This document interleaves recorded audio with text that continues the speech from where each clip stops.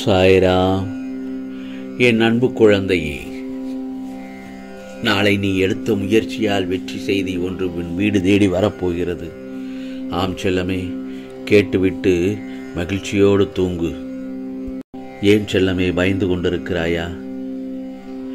காரணமே தெரியாமல் எந்த விஷயத்திற்கு பயப்படுகிறோம் என்று புரியாமல் பயந்து கொண்டிருக்கிறாயா?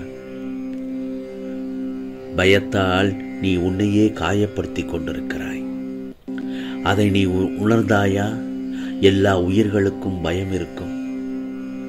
இந்த பிரபஞ்சத்தில் பயமில்லாமல் யாரும் இருக்க முடியாது. ஒரு சிறு பறவைக்கு கூட பயம் இருக்கும்.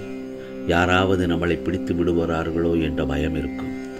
ஆனால் அது எல்லா சமயத்திலும் பயந்து கொண்டே இருக்காது. அதுதான் அந்த இடத்தில் நான் சொல்ல விரும்புவது. அந்த பறவை ஒரு சில நேரத்தில் தான் பயப்படும். எந்த சமயத்திலும் பயந்து கொண்டே இருக்காது. ஆனால் என் செல்ல பிள்ளையான நீயோ எல்லா நேரத்திலும் பயந்து கொண்டிருக்கிறாய். காரணமே இல்லாமல் பயந்து கொண்டிருக்கிறாய். உன்னை பார்த்தால் எனக்கு பயமாக இருக்கிறது. ஆகவே தேவையில்லாமல் குழப்பிக் கொண்டிருக்கிறாயே என்று காரணத்துடன் பயப்படு. ஆனால் காரணமே இல்லாமல் பயப்படுவது உடம்பிற்கு நல்லதில்லை, மனதிற்கு நிம்மதி இல்லை. எந்த விஷயத்திற்கும் பயப்படுகிறோம் என்று முதலில் சற்று யோசித்துப் பார். நீ நன்றாக யோசித்து பார்த்தால் நீ பயப்படும் அளவிற்கு அந்த விஷயத்தில் எதுவுமே இருக்காது. கவலைப்படுவது வேறு, பயப்படுவது வேறு. இரண்டிற்கும் நிறைய வித்தியாசங்கள் இருக்கிறது. நீ இப்போது படும் கஷ்டம் பயத்தினால்தான். ஆம் செல்லமே, வீணாக பயப்படாதே. உன்னை சுற்றி எந்த தீங்கும் நடப்பதில்லை. அப்படி எதுவும் நடக்கப் போவதில்லை. உனக்கு ஒன்று தெரியுமா? ஆம் செல்லமே, உனக்கே தெரியாமல் உன்னை ஒரு தெய்வம் சுற்றி கொண்டிருக்கிறது. அது நான் தான். உன் சாயப்பா தான் உன்னை சுற்றி கொண்டு உன்னை காப்பாற்றி உனக்காக ஒரு பாதுகாப்பு வளையத்தில் உன்னை பாதுகாத்து வருகிறேன். உன் சாயப்பா நான் உன்னுடன் இருக்கும்போது நீ எந்த விஷயத்திற்கும் பயப்படவும் கூடாது, கவலைப்படவும் கூடாது.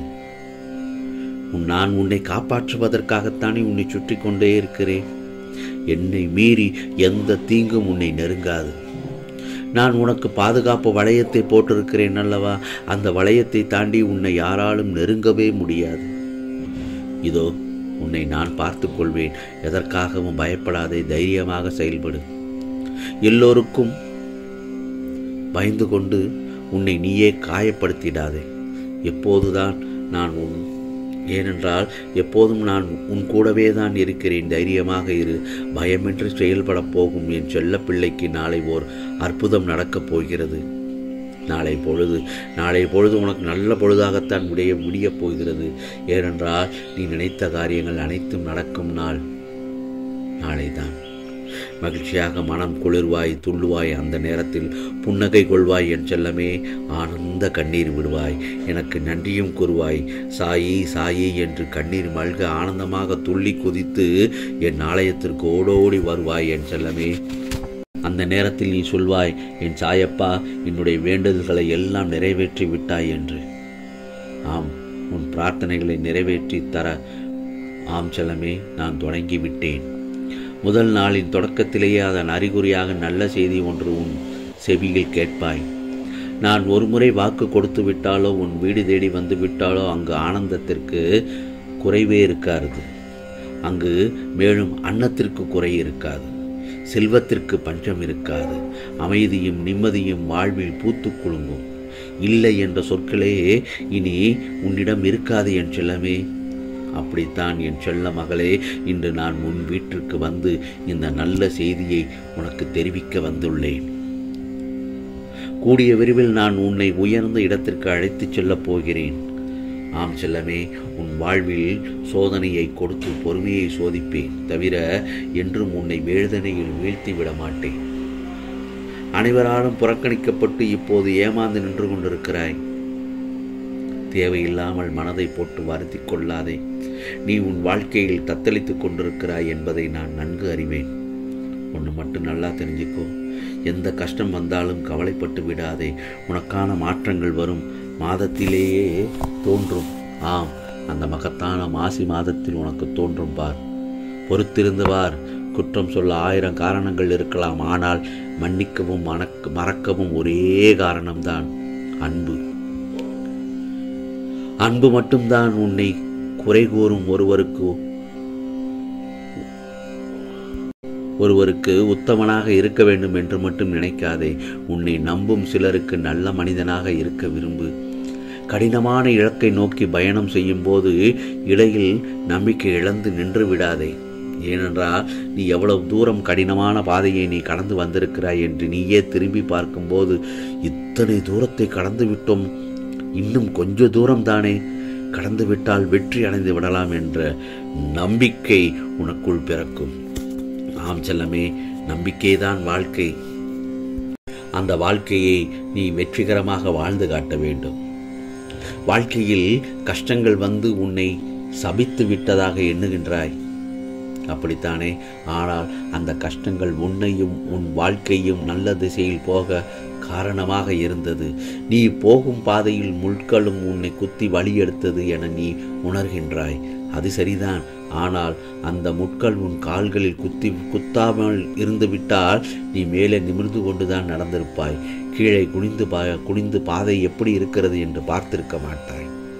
உன் கவனம் கீழேயும் பாதையிலும் இருக்க வேண்டும். கீழே படுகுழியும் இருக்கலாம் என்று அந்த சிறிய முள் மூலம் உனக்கு நான் உன் சாயப்பா காண்பித்து கொடுத்தேன். நீயும் அதன் உட்கரித்து புரிந்து கொண்டாய் அல்லவா? நிச்சயம் நீ ஜெயிப்பாய். இதோ உன் வழி என்பது உன்னுடைய அகமும் புறமும் சுத்தப்படுத்துவதற்காகத்தான். அதுபோல் அது ஒரு நாளும் உன்னை துன்பத்திற்காக உன்னை துன்புறுத்தியது அல்ல. அதனால் எல்லாம் சரியாகிவிடும். எதற்கும் பயப்படாதே, அஞ்சாதே. உன்னோடும் உன் குடும்பத்தோடும் உன் சாயப்பா நான் இருக்கிறேன். நீ என்னுடைய பரிபூர்ண அருளும் ஆசீர்வாதமும் அன்புமாகவும் பெற்ற செல்ல பிள்ளை. நீ நல்ல பெயருடன் சீரும் சிறப்புமாக மகிழ்ச்சியான வாழ்க்கை வாழப்போகிறாய். அதில் எந்தவித துன்பமும் வேண்டாம், கவலையும் வேண்டாம். உன் சாயப்பா நான் உன்னோடு இருக்கிறேன் என் செல்லமே. உன்னுடைய துன்பங்கள், வியாதிகள், கடன் சுமைகள் அனைத்தும் உன்னை விலகும் காலம் நெருங்கி வந்துவிட்டது. நீ விரும்பும் எண்ணங்கள் நிறைவேறும், செல்வங்கள் பெருங்கும், எல்லா மங்களங்களும் உன் வீட்டில் நிகழும். எவ்வித துன்பமும் உன்னை நெருங்கினாலும் அதனால் உனக்கு எந்தவித தீங்கும் ஏற்படாமல் உன் சாயப்பா நான் பார்த்து கொள்வேன். அதை தவிர எனக்கு வேறு என்ன வேலை? எப்போது என்னை சாயப்பா என வேண்டினாயோ அன்றே உன் மனதில் குடிபுகுந்து விட்டேன் என் செல்லமே. இனி உனக்கு வரும் ஒவ்வொரு தீமைகளும், ஒவ்வொரு கஷ்டங்களையும், ஒவ்வொரு துன்பங்களையும் நான் ஏற்றுக்கொண்டு உனக்கு நல்ல பலன்களை கொடுத்து உன்னை நான் வாழ வைப்பேன். ஆம் செல்லமே, துன்பங்களை வந்து கொண்டிருக்கிறது, என்ன செய்வது என்று குழம்பாதே. அனைத்துக்கும் நான் தீர்வு அளிக்கின்றேன். பிரச்சனைகளை கண்டு ஓடி ஒளியாதே. இதோ ஒரு நாள் அந்த பிரச்சனைகளை எதிர்த்து நின்றுவார். அந்த பிரச்சனை உன்னை விட்டு விலக ஆரம்பிக்கும். ஒரு பிரச்சனை உன்னை துரத்தும் வரைதான், நீ ஓடும் வரைதான் அந்த பிரச்சனை துரத்தும். துரத்திய இடத்தில் நின்று அதை உற்று பார்த்தால் அது பின்தங்கிவிடும். ஆம் செல்லமே, உன் சாயப்பா நான் இருக்கிறேன். கவலைப்படாமல் அந்த பாரத்தை ஒப்படைத்துவிட்டு நீ மகிழ்ச்சியான சந்தோஷத்துடன் உன் வாழ்நாளை தொடங்கு என் செல்லமே. ஆம், நீ எடுத்த முயற்சியால் எல்லாம் நல்லதாகத்தான் நடக்கும். ஆம், இன்று இரவுக்குள் நீ எதிர்பார்த்தது கண்டிப்பாக நடக்கும். ஆம் செல்லமே, நாளை நீ எடுத்த முயற்சியால் வெற்றி செய்தி ஒன்று வீடு தேடி வரப்போகிறது. கேட்டுவிட்டு மகிழ்ச்சியோடு தூங்கு. ஆம், நாளைய பொழுது நல்ல பொழுதாகத்தான் விடியும். ஆம் செல்லமே, உனக்கானது எல்லாம் நல்லதே நடக்கும், நல்லதே நடக்கும். ஓம் சாய்ராம், ஓம் சாய்ராம். ராம்ஜி அருள் கிடைக்கட்டும்.